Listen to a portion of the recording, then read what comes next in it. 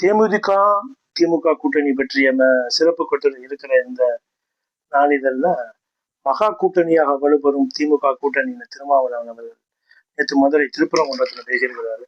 அப்புறம் குடும்ப ஆட்சி வாரிசு அரசியலுக்கு முற்றுப்புள்ளி வைக்கும் தேர்தல்னு எடப்பாடி கே பழனிசாமி நாவடியில பேசியிருக்கிறாரு. நாட்டுக்கு தேவை மத நல்லிணக்கமே அப்படின்னு முதல்வர் மு க ஸ்டாலின் நேற்று மதுரையில சொல்லியிருக்கிறாரு. நம்ம ஏற்கனவே பதிவு செய்த மாதிரி திராவிடத்திற்கும் தமிழ் தேசியத்துக்குமே போட்டி அப்படின்னு சீமான் திருச்சியில சொன்னார். அது இல்லாம திமுகவின் சாணக்கிய வியூகமும் தேமுதிகவின் அரசியல் நிர்பந்தமும் என்கிறது அந்த சிறப்பு கட்டுரையில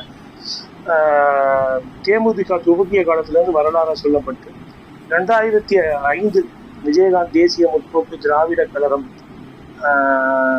கட்சியை தொடங்கியது முதல் கடைசி வரையில் திமுக எதிர்ப்பு என்கிற பாதையில் மட்டுமே பயணித்தார். 2016 திமுகவுடன் கூட்டணி அமைத்தால் நிச்சயம் வெற்றி பெற முடியும் என்கிற சூழல் நிலவிய போதும் கூட தனித்து மூன்றாவது அணி அமைக்க முற்பட்டார். திமுகவும் தேமுதிகவை தனது எதிரியாகவே கருதியது. அப்படி இருந்தும் இப்போது விஜயகாந்த் இல்லாத பிரேமலதா தலைமையிலான தேமுதிகவுடன் கைகோத்திருப்பதன் பின்னணி வாக்கு வங்கி கணக்குதான் என்ன இந்த சாராம்சமா இந்த பத்திரிகை சொல்லியிருக்காங்க.